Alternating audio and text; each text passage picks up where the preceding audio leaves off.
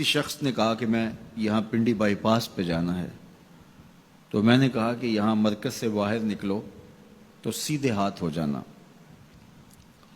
وہاں آگے main road آ جائے گا تو اس سے دائیں ہو جانا، کچھ فاصلہ کاٹو گے تو آگے بائی پاس ہوگا۔ تو یہ ہے ارات الطریق، راستہ دکھلانا، اس کی رہنمائی کرنا۔ تو ہدایت کا ایک معنی یہ ہے رہنمائی، لیکن وضو کر کے قبلہ رو کھڑا ہو کے ہاتھ باندھ کے جب کوئی کہہ رہا ہے کہ اہدنا الصراط المستقیم، تو اس کا مفہوم ارات الطریق نہیں ہوگا، چونکہ وہ راہ دیکھ چکا ہے تو تبھی یہاں تک پہنچا ہے۔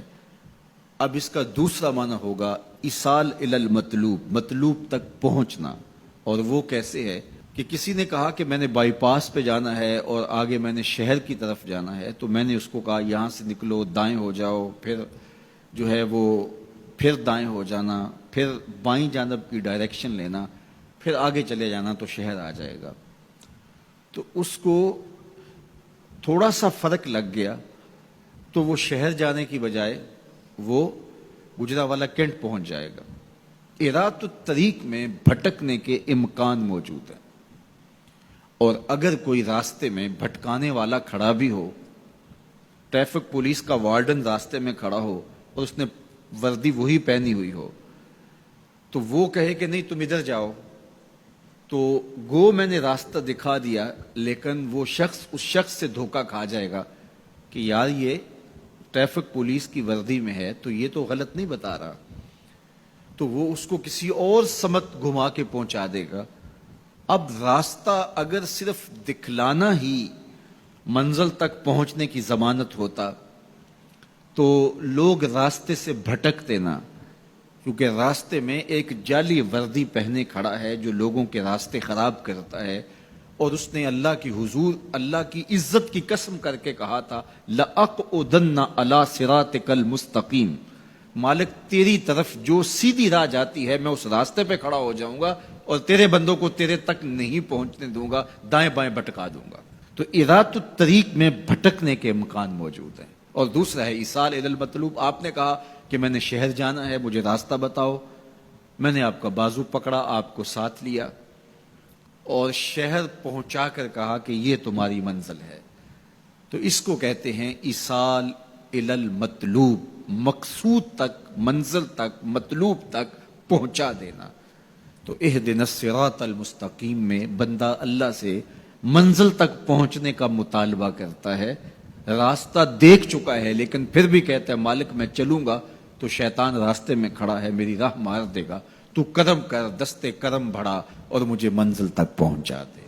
اور جب وہ دستے کرم اور رحمت برا ہاتھ دیتا ہے تو پھر منزل تک پہنچنے میں دیر نہیں لگتی۔ از خود کوئی جتنا مرضی سفر کرے منزل نصیب نہیں ہو سکتی جب تک اس کی کرم نوازی نہ ہو۔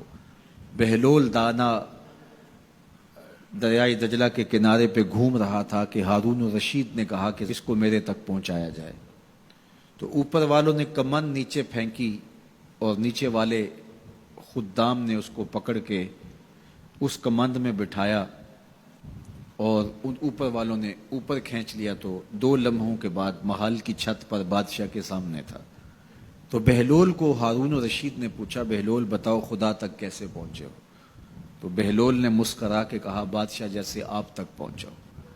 کہا بات سمجھ نہیں آئی۔ کہا میں خود آنا چاہتا تو کئی واسطوں سے گزر کے دیوان خانے میں پہنچتا، پھر درخواست جمع کرواتا، اور پھر آپ تک کئی واسطوں سے وہ درخواست پہنچتی، پھر آپ وقت دیتے، جو وقت آپ نے دیا ہوتا، ہو سکتا ہے آپ کے کوئی شاہی مہمان آ جائیں اور کسی ملک کا کوئی سفیر آ جائے اسی تاریخ کو، تو میری ملاقات منسوخ ہو جاتی، میں چاہتا تو مہینے سال لگ جاتے، ملاقات ہوتی نہ ہوتی، اور جب آپ نے چاہا ہے تو 2 گھڑیاں بھی نہیں لگی۔